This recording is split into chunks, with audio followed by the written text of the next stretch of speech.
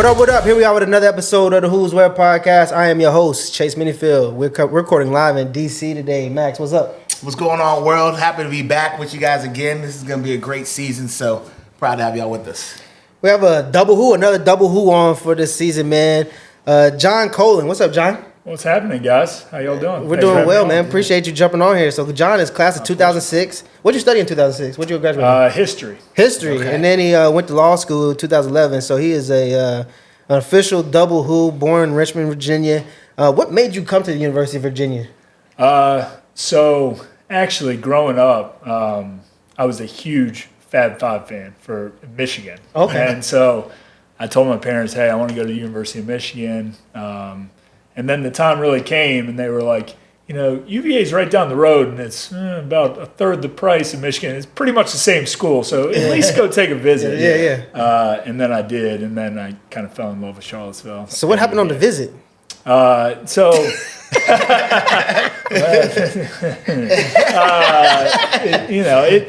loved the scenery of UVA. The lawn tour? Exactly. It grabbed me right away. And when I went and visited Michigan, it was cold as hell. So, that makes sense. Yeah, exactly. I remember it was easy. I went to do a visit at Northwestern University. Okay. And the field was outside. And we were there for the spring game. It was freezing. I was like, oh, there's no way. Can't do that. Yeah. I think I went to Northwestern, University of Illinois. Virginia might have been the hottest school I visited, honestly. And that's not saying too much, but the weather definitely plays a part for sure. So you're from Richmond, you know, you decided to come to University of Virginia. You had an awesome visit there. Mm-hmm. And then you get there. How was your experience on campus? What did you know what you wanted to study when you got there, and how did you end up in history? No, I definitely didn't know what I wanted to study. I think that I went to college pretty much like, hey, I'm here to have fun, at least initially, right? Yeah. So one of the first classes I took my first year was ancient Greek history. And the professor, I can't remember his name, but he was a mean dude. And he, but he was very demanding. And I got like a C- in that class. Yeah. And quickly realized, like, all right, I got to get myself together a little bit. So I'm grateful for that mean professor, that he was like, this is not going to be a walk in the park. But it took me a while to figure out what I wanted to do. Eventually, I just enjoyed the history classes, kind of had a passion for that. But eventually, once I graduated, I had a history degree, and I was like, all right, well, I can either teach history or go to grad school, which is what it doing. So what did you enjoy most about the University of Virginia? You said you came to have fun. Like, what was it, Greek life, athletics? All of the above. You know, I did join a fraternity, and frankly, that was one of the best experiences I had there. I mean, I know there's varying ranges of opinion when it comes to that, but for me, I made so many good friends who I still stay in touch with a ton of them now. We're actually going on a golf trip that we go on every year. Oh, that's dope.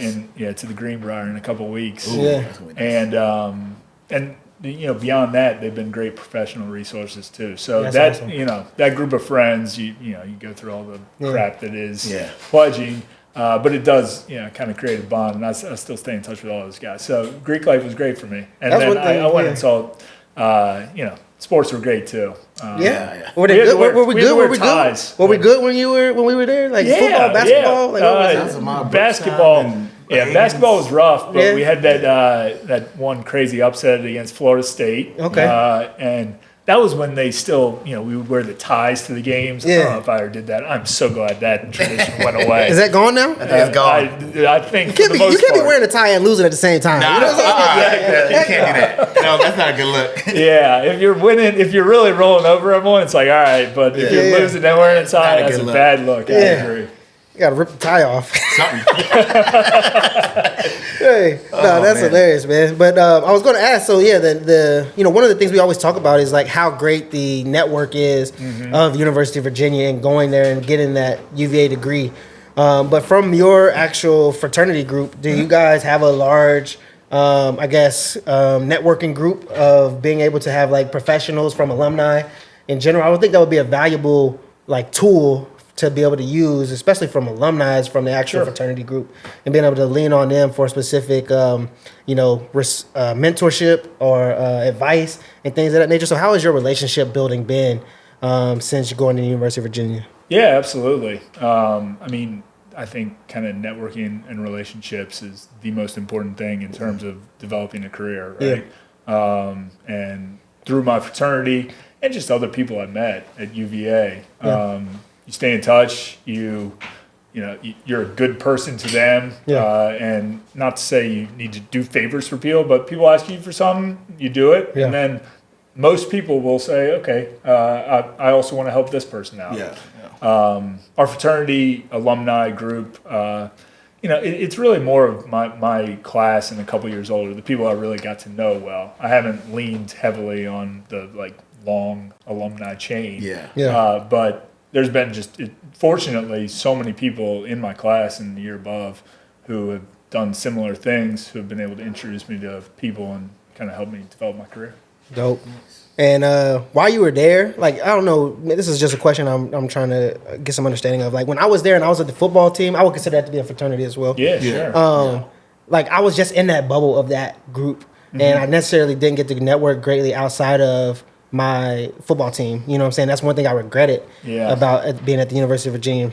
How do you feel about the Greek life at UVA? And, you guys have a strong internal bond, but how is it externally to other groups? Honestly, I think it probably was a little too insular, right? You got very comfortable with a close group of people, and then, that was what was comfortable, so you kind of stayed there. I don't think I did do enough kind of outreach to various different other groups, people. When I went to law school, totally changed though, right? I made a point to kind of interact with everyone I met in law school. And what made you want to go to law school? So you did graduate history. You was like, I don't know what I'm going to do with this. Or extending the time to get a real job. That was a little bit. So I went back to Richmond. I was a paralegal for a year. Okay. That was a tough job, and I don't know how that didn't sway me away from going to law school. But again, I was on that path, and my dad was an attorney, and he was like, I don't know if I'd recommend it, but go for it. You've kind of put all your eggs in the basket now. So I did that, and I was happy I did. I did, so it was only 2 years after, so a bunch of people I knew in the fraternity, younger people, were still there. So I needed to make sure to avoid the fraternity house as much as possible so I could study hard. But that's funny. I was going back to UVA too was an easy decision. I said, going to UVA for undergrad, I had to be talked out of Michigan a little bit by my parents, which I'm so glad they did. Once I got into UVA law, it was no brainer. I fell in love with the place over 4 years. So when you're at grad school and you're still in the fraternity, same fraternity, so now are you the big dog on campus? No. They don't know who I am. They're like, why is this old dude coming around? I had to go in the back door at that point. They're asking who you knew at the door. Exactly. And the first year of law school is pretty demanding. So I needed to avoid it more than I even did. But every once in a while you got to go off steam. So I'd chill up. That makes sense. So talk to us, law school, how many years was it? How was the program for you? Sure. And just your experience. Yeah, so law school's 3 years. You don't really concentrate on one medium in law school. Law school is really, being a lawyer is interesting. Law school doesn't necessarily teach you the actual X's and O's of being a lawyer. It's supposed to teach you how to think like a lawyer. Frankly, I think it should be a little more practical based. If I had to change it, especially the third year. But it's really just a mindset school. But it was great. I learned so much, and I kind of developed as a person, and it did teach me how to think like a lawyer, which is what it's supposed to do. But like I said, it's not focused on one thing. I did try and take every sports law class I could, which there were a handful of them there. You can kind of cater your way through. First year of law school, they tell you every class you have to take. No one has a choice. Right. Second and third year, you get to pick your electives. And I did sports law, professional sports in the law, all the contracts classes. So is that what you wanted to do when you went to law school? Was that the sports route of it? No, everyone goes to law school, I think, with some ambition of being, or at least the reality that I probably will go work at a big law firm first is what you think. But after my first year as a summer associate up in New York, I was doing municipal bond law, and it was literally as boring as it sounds. And I was like, I don't think I can do this big law thing. Get some excitement. So I did realize I wanted to, I've always been a humongous sports fan, and I wanted to kind of couple that with this, kind of developing set of skills I had, and it worked out. Okay, so talk to us. What was next? So you just talked about you went up there and was doing municipal bonds law. Yeah, and then you was like, we're not going to talk about that. All right, let's not talk put all about the listeners to sleep. And the hosts. Oh man. Yeah. So what was it? So you decided that was not fast enough for you. So you went to talk to us. What's after that? Sure. So actually, second year of law school, one of our guest speakers in my sports law class was Dennis Cordell, who still owns Coaches Inc., where I still work. And at the time, he was representing Mike London. So he came and gave a guest lecture. Afterwards, I just reached out. I said, hey, man, I was really interested in what you do. At that point in time, Coaches Inc. was only representing football coaches. I said, I'd love to, come meet with you. And he didn't even really bat an eye. He's like the most laid-back dude ever. He was like, well, you just want to come intern for a summer? I was like, all right, sure. He was up in D.C., office is 13th and F. And so that's second summer of law school. I went and interned at Coaches Inc. It went great. We went to the Final Four that year because I was trying to develop the basketball division. And then after that summer, he offered me a full-time job after my third year. So I kind of knew during my whole third year of law school, I knew I was coming up here to do it. And I was honestly, I was driving up here almost every weekend to do work. Yeah. And it's more so, I took a sports law class. I did my sports administration. And it was more so looking at what I remember looking at in that class was contracts, specifically dealing with like brand partnerships, things of that nature. So where did you focus off in that lane? Was it more so just like coaches' contracts with the schools? Or like what are different options in that lane, I guess? Sure. So there were really two classes in law school. Professional sports in the law, taught by Donald Dell, who was Michael Jordan's agent way back in the day. He teaches at UVA? I don't know if he still does, but he did at the time. That's cool. And his class was him just telling stories the whole time, pretty much, and he had so many of them. I bet. And the other class was sports law, which was taught by Doug Leslie, who's probably my most influential professor in law school.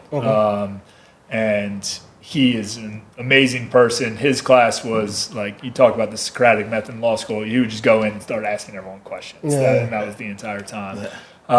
So those were really the two classes that focused on that. And professional sports and law was the whole kid and caboodle, antitrust stuff, contracts, like you said, all sorts of different ones.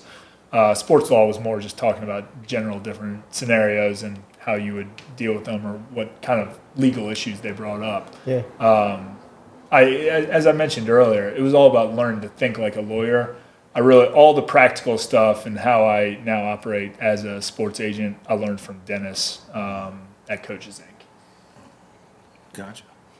Ready to participate? Yeah. What you think? I'm over here, man. Hey, ready to participate? No.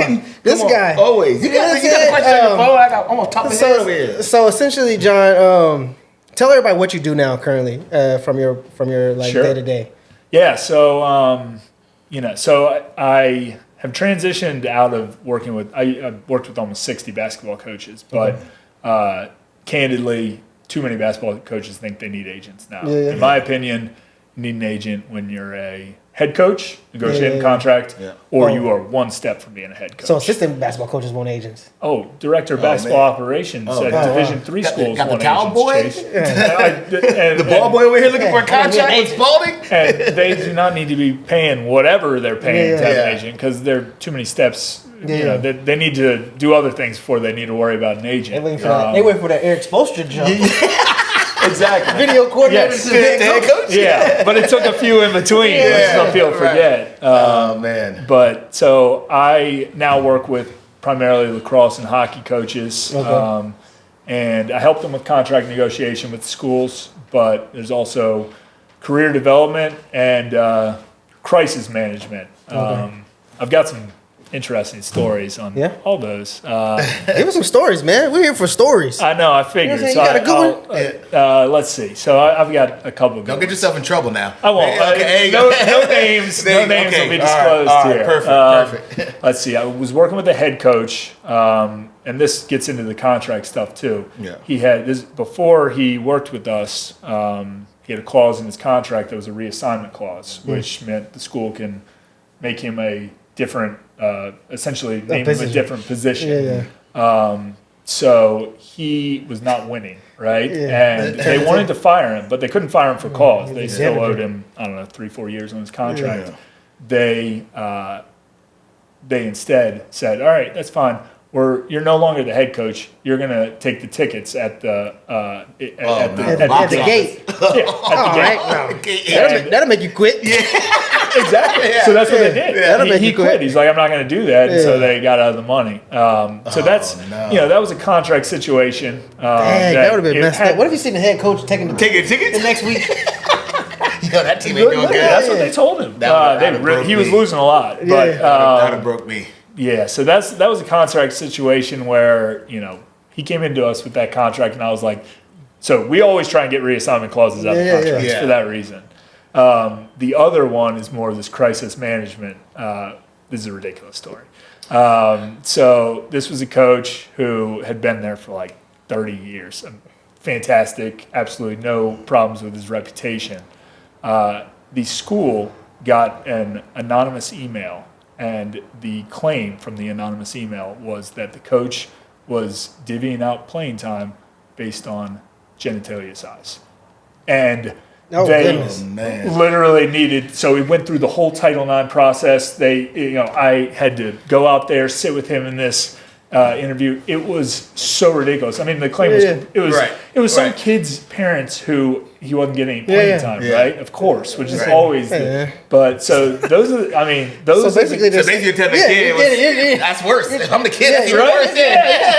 Hold on now. That's why it was anonymous. But that is really the kind of stuff that, that's uncommon, but we deal with crisis management stuff all the time. But the bread and butter of it is the contract negotiation, which is what I learned to, that's why I went to 3 years of law school. So dealing with, coaches and stuff in this, are you kind of like a sports agent? Is that something you looked at? Like, did you ever want to represent players, or has it always only been coaches and stuff like that? I didn't really ever want to represent players, and I didn't necessarily want to be a sports agent, but when Dennis came and spoke to us, I just didn't know that was even a niche, profession, working with coaches directly. And I was like, okay, that I wasn't, necessarily trying to hobnob with, all the athletes and whatnot. But I also love sports, and I loved going to see sporting events and all that. So this was kind of a happy medium where I wasn't doing all the flash, but still able to, my job was cool, right? It was fun to tell people about. The dealing with the less high profile sports coaches, that gotta be kind of like, is that pretty straightforward? Like, no, that honestly, we have been really a mover in that space, in that football coaching contracts, basketball coaching contracts have been developing for many years now, and they're long, and that is business. They're detailed. People are still getting paid. For sure. Ain't coaching coaching years. And in call it lacrosse or hockey, or the other guys at my company work in also, all sorts of, volleyball is a big one. We've been able to bring those contracts a little bit more into this is a business side of stuff. So I think it's an important, the schools have all the same lawyers working on the contracts for whether it's gymnastics or football. So it was important for coaches in those various different sports to have some representation. Exactly. People that have seen some things. Because I'm sure the schools are using the same tactics. Exactly. To get the best coverage for themselves. You know what I'm saying? And these coaches, they're not, they're coaches, right? That's what they have been, training to do for many, many years. They don't know how to read a contract. I'm sure most of them get that contract and like, hey, sign it. What you reading it for? Where do I Go sign? ahead, sign that thing. Exactly. You know what I'm saying? You're spot on, man. Yeah. I can't tell you how many times he goes, well, I've already signed it, but can you look over it? Yeah, go ahead, take a look now. You're a little bit late, man. Yeah. Nah, that's You work at a ticket booth. yeah. Try to warn you. Hey, man, they ain't gonna be working at no ticket booth. First of all, man. yeah, you can kiss it where Yeah. it don't shine. You know what I'm saying? Yeah. So essentially, what is kind of your connections with, or how has UVA played a role in your sports agent, coach agent journey? Yeah. So, we've been lucky. Dennis, actually, he's worked with Mike London, so he was coach there for a long time. So we would go back for games and all that. Coach L have any good things in his contract? Well, come on, give us something. No. I told Coach L that we gave him another year after that bowl. 3 years. 3 years. You told me that. We're responsible for his 3 year We gave him a couple of years. Yep. I think he owes us a little bit of money. But let's talk to that a little bit. Yeah, talk to that a little bit. So essentially, like, we were part of this transition, and I remember they came to our team. Do you guys know who are in the running for the job and stuff like that for UVA? I remember at the time it was like the Boise State coach. At least that's what they told us. Mm-hmm. Like the Boise State head coach. I think somebody from Florida. Maybe somebody from Florida, Virginia Tech. But did you guys have any insight that he was going to get the job before he got the job? Yeah. So Dennis would. I wasn't working directly on that too much, but absolutely those negotiations. They start early. They can start middle of the season sometimes. Right.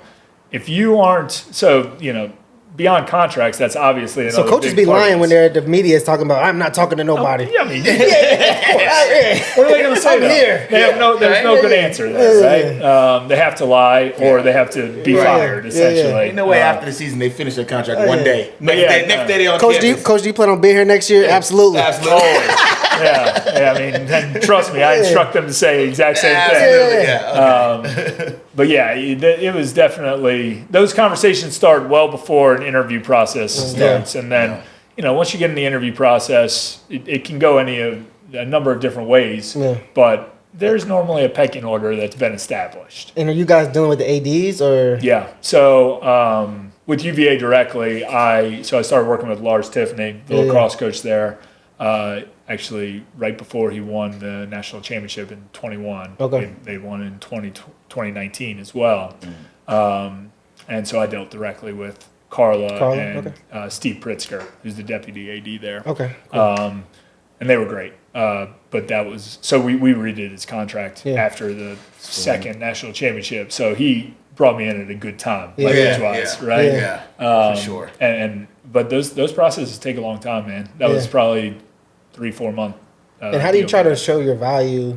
Like, what are you using to show value? Like, when you're dealing with other coaches' resumes, is it integrity? Like, I guess, are you part of that? That's more so the AD's decision, I guess. But like, how are you trying to get the best deal for your client, money-wise, and things of that nature? Like, what are you trying to show? It's probably kind of cynical, but it's all about leverage, man. Yeah. Whether it's we've been winning, winning is great. But what's really great is when another school wants to hire your coach. That's when they really get paid. When they're pressured. Another option. Mm-hmm. Exactly. Yeah. So ultimately, that's what we have to do, right? I talk to a bunch of different ADs, and I, kind of create that. We got leverage. two on the table. We got this one on the table. We got this one on the table. Exactly. You know what I'm saying? It's so. And schools will pay when a coach is winning, but they won't pay as much as if they need to keep him there, keep him or her there. So that really is. I know it sounds simplistic and a little cynical, but you would advise business owners dealing with contracts and employees dealing with contracts. Like every type of contract you expect, you would advise people to have leverage in that type of form and fashion. Sure. Leverage is always going to be important. I think there's different points of your career where it's like, hold on now. This is the thing I just heard recently. I was like, I think I heard it on the podcast actually, but the guy was like, if you think that you're worth that much value as an employee, go tell your boss that you have another job lined up. Go tell your boss said you have another job lined up and see what he says. Hey, because I'm most likely going to say, don't let that door hit you with a good Lord split you. You know what I'm saying? It is very important to realize where you are in the pecking order. If you are a year out of college and you're doing don't overinflate. What the hell is going on? Hey, I got another job offer. Okay, you go ahead. Once you've established yourself as a valuable employee, coach, whatever it may be, then and you realize you have enough kind of leeway to do so. That's when you do it, because people, they don't just give away money, right? They're going to pay you as little as possible. Everyone's looking at the bottom line. Yeah. So you know how that is. But no, that's awesome, man. So. Do you want to continue down this path? Like, what is the future looking like for you, especially? And I know you're doing some stuff in commercial real estate as well, right? Yeah. Yeah. So I do. I'm going to continue down this path for sure. Like I said, I kind of transitioned out of basketball. Right now, it's just lacrosse and hockey, and it's really only referrals. Yeah. And that's the best way to get business in most businesses, I'd say. But certainly, as coaches are a paranoid and trusting bunch. Yeah. So if you get a referral from one of them, that's how you get a client.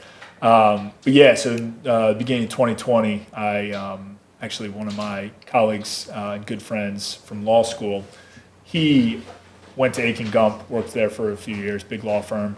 He left and started in commercial real estate. And then in 2020, he started at a new firm and asked if I wanted to. He's like, I know you are trying to at least pare down your work as an agent.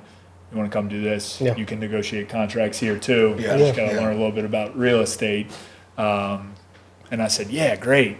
And then I started in January of 2020, which was, if we all remember, not the best time to get into commercial real estate. No, exactly. Fortunately, I had this other line of income going, but I had cut off a bunch of it with basketball, so we had to hustle. But it's been great. I've been doing that for 3 years. I work with the team of 4 at Colan, and we mostly focus on investment sales with development potential. Cool. And from the business perspective of the agents being in a cage, is it the same as like a sports agent? Are you guys just getting a one fee type situation from these contracts you're negotiation? Or is it like anything transitioning from like, hey, I want to get paid over the year type situation? And how do you cope with dealing with like large lump sums? Sure. So it's actually the coaching agent stuff, everyone pays monthly. So that actually is that's pretty cool. Is a kind of continuous line of revenue. That's awesome. With the commercial real estate brokerage, it's big lumps all the time. And they can take a long time. These development deals. So we do that. We're really the only group that does consulting for entitlement processes, essentially how to get your land fit for the proper use, the best use. And those deals can take year and a half from genesis to someone finally closing on it, as you know. So you have to have a pipeline, right? It's not like you start a deal and then you get paid a couple months after that. So it does take a while to develop, but 3 years in now, we have a nice pipeline going. Are there any intersections between those two jobs besides just contract negotiation? Have you seen any similarities behind your skill sets? Yeah, I mean, obviously the contract stuff, but they're both sales jobs. It's crazy. Everything's sales. Everything is. That's what. Literally, like everything is sales. And those two things, and sales are, like I said, I think about referrals and trust, right? And people being comfortable with you. They have to know you do a good job and are proficient in your industry, but everyone likes to work with people they like. So I think that has really been it, is getting to know people and genuinely getting to know them, not like being a fake salesman, because smart people and people who are good at what they do can see right through that stuff. Yeah, for sure. So in the commercial real estate, I got a question. I've always been big in real estate. I know Chase done a little bit of real estate, but for people out there, with the way the world's been changing, interest rates are going crazy. I don't think rents have necessarily jumped to where they need to be for these deals to make sense. But unfortunately, the way that income has gone and housing prices gone, people are renting a lot more.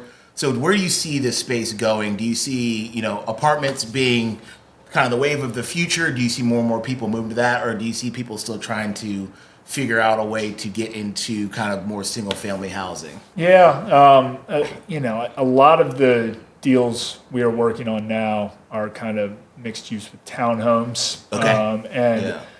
I think that you're going to see a lot more office to residential conversions, apartments, like you said. The office market has been the hardest, but I mean, so many of these owners of big office buildings have loans coming due now, and they need to figure out what to do with that building, and it's not leasing to tenants right now, office tenants. So that's been we've done the most office to residential conversions in the city over the last few years, and I think you're going to see a lot more of that. You're going to see more. There's a lot of apartment products right now, but I think you're going to see even more. And in terms of whether people are going to these single family homes or multifamily, I don't know if that's going to change a whole lot. But I do think you're going to see less office product, both suburban and downtown, and more residential. Are you worried about the market of apartments being oversaturated, overflooded? I just moved to Richmond and been looking at stuff, and it seems like a lot of apartments came on in the last couple of years through COVID, and a lot are on the docket to be coming on the next couple of years. Is that something you're seeing more in about, like, they might get a chance for now they're not being able to fill these? Yeah, no, I think at some point you just have too much real estate, period, right? When everyone's, but I think people have to be somewhere, and they got to be somewhere. I think you're going to see the office kind of converge into Class A stuff, right? No one wants to go into offices. So you think offices are done? No, I don't think offices are done. I think just going to lower the amount of office space. Offices are done. Because no one wants to be in places. If you're going to be in a place with no amenities, no, I'll just work from home. And most businesses are allowing that. I think really nice offices that attract people to come are going to flourish, and they are. You're seeing that in terms of the vacancy in the Class B versus Class A buildings. That makes sense. That makes sense because I don't even think I can tell my employees to come work to the office. I don't even think I can tell them, hey. You ain't got no good reason to say why. Yeah, no reason for you to come to the office, honestly. Just go ahead and get your work done. Yeah, just do it. But I think there is a flexion point from small business to like a growing business where people will want to come back to the office. Sure. If you, like you said, provide that type of level of amenities at a place that they want to be at. You know what I'm saying? I think that is a true space, but that's a different type of business. That's a different money. You know what I'm saying? That build out and that that opportunity, that's a different level of company right there. Yeah. So, absolutely. Rents are going to stay high. They aren't really. You aren't seeing them drop so much at the Class A stuff. They're dropping way down, trying to fill up. Yeah. So essentially, like, especially, I mean, I'm assuming what your thought process is on that. Like, are you looking at anything from market based? Like, are you looking at just like cities? And versus like smaller cities, like are just large city situations where you're seeing offices for specifically office space? Yeah, I mean, I think the big cities are where you're really seeing that had, frankly, way too much office product is where they have to figure out a use for those buildings. And I mean, that's where people want to live too, downtown. You know what I'm saying? You're right. But frankly, the more vacancy in these office buildings and the less people down there, the more crime there's going to be. So it's kind of a vicious cycle that people are like, no, I don't want to live there anymore. So again, I think those residential conversions are going to happen, but it just doesn't work for every building. So you're going to see different uses coming in. For those buildings as well. Makes sense, man. So, John, what's next, man? What are we looking like in the future? What does 5-10 years look like for you? You trying to stick down, going down to coaches and things of that nature, keeping that income? It's monthly. Hey, I thought it was one little something. That's that's not bad. Yeah, I mean, my career has not been the traditional go to law school, work at a big law firm, and then go senior associate partner track. And I like that. I've worked for myself since I got out of law school, and I continue doing that. Kind of make my own hours, but I like to do a lot of different stuff. I am, I don't think I'm built to just go one way. So, and fortunately, my partner at KLNB, fortunately or unfortunately, he's always finding the next opportunity. I mean, you've met Pat. He has a harebrained idea that about 1 out of every 10 are really good. So I'm the one who's kind of shooting down the 9 out of 10. Yeah. But he's always got some good thing for us. So, I mean, I'm just entrepreneurial by nature. Not as much as him, but he's kind of got me along for the ride. So we'll see where it takes me. But I love the team I'm working with at KLMB now. I've worked at Coaches Inc. now for 12 years. And Dennis and the other two guys I work with, Nick Meeker and Gary Rosenfield, are just the best guys and so trustworthy. And I've been very fortunate to have 12 years of great experience with them. So I'll stay with them and keep doing the coaching stuff. It just builds upon itself, right? Like I said, referrals and relationships. Can't beat it. Yep. Coaches refer me to other ones. What is your opinion on NIL? That's a tricky question. I think absolutely that players deserve to get compensated. I think the NCAA really screwed up by not preparing for it and then getting external pressure and having to throw out something that was not well structured, and now it's. Is it affecting coaching contracts? No, not really. I think the only real issues I deal with on coaches for that is some of them want me to look at some of their players' contracts for NIL. Which I say I'll happily do for a while pro bono, and then I'm like, well, he can also get paid, right? That's a really big contract. Yeah, right. He can actually pay me. Exactly. But no, it hasn't. It has not affected coaching contracts much, except for there are some clauses in terms of the coaches required to use Nike apparel or whatever, and then sometimes the kids have these NIL deals with Reebok or whatever. How does that work? I mean. At first, like I said, the NCAA threw this stuff together so quick that so many of these issues were not considered. Now they've got it pretty under control, and they are very separate now. The coach obviously has no control over these NIL deals, really, and they shouldn't. But do they enhance the ability? Like, can a coach enhance if they bring in a new coach? Can that coach enhance the players' opportunities for NIL, like Deion? Sure. Like Deion comes to Colorado, I'm sure those players get more NIL opportunity than somebody else. So it seems like that should have some type of effect. 100%. I don't know if it has a lot of effect on the contracts, but I think it has a lot of effect on the valuation of coaches, right? I mean, guys who, because it has now become like, I mean, that's not pay for play, but like kids are transferring strictly based on NIL. I'm not getting paid enough. Exactly. I got to at least go test the market. and coaches bring those opportunities through their business connections. I mean, it's not even just football and basketball, man. Like, there are hockey and lacrosse coaches who are like, well, I'm close with this business owner. I can get everyone this deal. And that is a serious recruiting tactic at this point. It seemed like it would work. Like, if I'm a coach that brings in solid NIL, people going to get paid, people going to get money. Like, I'm demanding more money for me to come to your those contracts just keep going up, man. I don't know if we're going to hit a bubble, but I got no problem with it. The coaches' contracts. Coaches' contracts is crazy.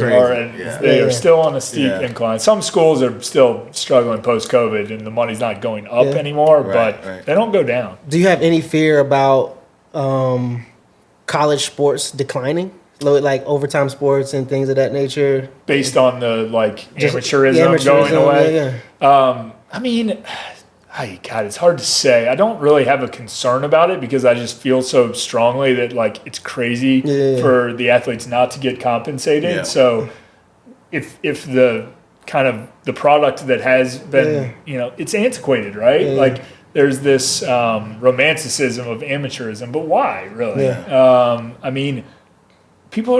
Kids are getting paid 13 years old on YouTube channels now. Why shouldn't college athletes get paid? They're entertaining so many people. So I think there just needs to be a total paradigm shift in thinking about amateurism as such a wonderful thing. It's like, how come? So do you ever think, and that's one thing I thought about, was like, Ball, he tried to create his own like basketball league where you didn't have to go to college, development league, you get paid and you can still go to the NBA. Do you ever think now with the NIL, it's basically a business, it's going to get big enough to where they're going to just have a, semi-pro football league for between high school and the NFL where, let's be honest, like the best players are getting the biggest NIL deals. They're not worried about going to class. $1 million NIL deal. Well, am I really going to go to class? Like, I'm probably going to the NFL. If not, I got, $4 million in my pocket. Like, what's class? So, at what point do you think they're going to capitalize on that? Or do you think they will and just be like, all right, well, here's a business. Instead of NIL where you got to fish for money, this is between high school and NFL. You can get paid to play in this league. it's developmentally. Sure. And college is just going to be, you know. Yeah. You ever see that or ever thought about that? I don't know how profitable a kind of minor league football product would be, and I would pay to see them except for the XFL guys. Yeah, well, that's I do that. I go there for XFL. There's too many absolutely fanatic donors at all these big schools. That's to right. make I that guess happen. the fan they're base just going to keep paying these them kids more and more. because you know what? Whoever the biggest football donor in Alabama is Right. going to pay as much as a startup league would pay. We could talk this all day. I mean, Yeah. I've heard that there's like a situation where they think that there's going to be less college football teams Yeah, I can in see general, that. and there's going to be just like the big ones. programs. Yeah. That Yeah, I don't operate think like that. because there's not as many, Miami of Ohio humongous donors Yeah, who are yeah, trying yeah. to drop Yeah. all their net worth on that. So Yeah. I do think that maybe a separation, the NCAA becomes more separate. It's not just FBS and FCS Yeah. anymore. There's like different levels of divisions. Gotcha. But I promise you, I can't say I promise you. I am very, very confident that not going college football is not going away, Yeah. and Right. the kids are going to keep getting paid in Yeah. Alabama and Virginia and right. Texas the big A&M. time. Yeah. Exactly. So appreciate it, John. Man, let everybody know where they can reach you at. Where can they find you at? Keep up with what you're doing. Sure. So best emails, J Colan, Colan at klnb.com, or John at coachesinc.com, either There you one. go. Perfect. And then on Twitter, I am John Coaches Inc. Awesome. Now, the last thing we do before we get out of here is these rapid fire questions. right Okay. here. So you just tell us this, or we're going to tell you. I'm going to give you two things. You pick which one you prefer. Oh, okay. All right, like just off the top of your head. So hotels or Airbnbs? Airbnbs. Okay. Listen to books or read books? Read books. Go to the movies or watch Netflix? Watch Netflix. Cable or streaming? Streaming. IG stories or Cable's IG too posts? expensive. Yeah. But streaming's going up. IG stories or IG posts? What's that? IG stories or IG posts? IG stories. All right. Watch the news or read the news? Read the news. Would you rather start a podcast or write a book? I want to be like you guys. Start a podcast. Hey. Apple or Android? Apple. Detroit pizza or New York pizza? Detroit pizza. Yeah, Detroit pizza not solid, man. They be sleeping on that. We got some good spots in DC with Detroit pizza too. All right, most important question. Go ahead. There goes the most important question. So if you were moving, would you hire a moving company or would you get your friends to help you move? Hire a moving company. There You it can't be asking your friends. Hey, Everyone hates there that you go, question. man. There it is. You might get a couple John, moving we parts. appreciate you. Yeah. Appreciate you joining us, man. It was a good episode. We're out. This That's is it. great. Thanks, guys. Yep. Appreciate Thanks, it. That was a lot of fun.